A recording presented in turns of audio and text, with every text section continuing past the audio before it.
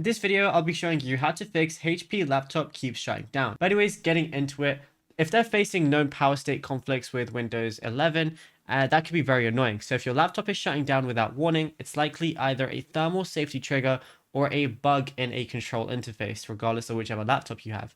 Now, laptops have a dedicated chip that manages power. If this chip gets glitched, the laptop is going to shut down to protect itself.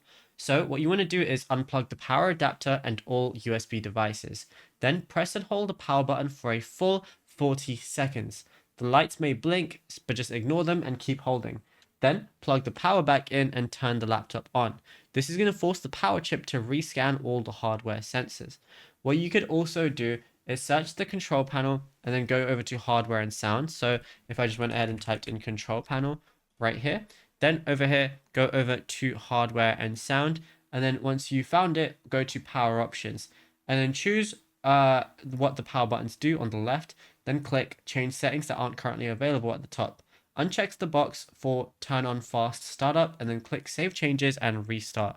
Once you do that, you should be good to go. Now, if you found this video helpful, be sure to drop a like and subscribe.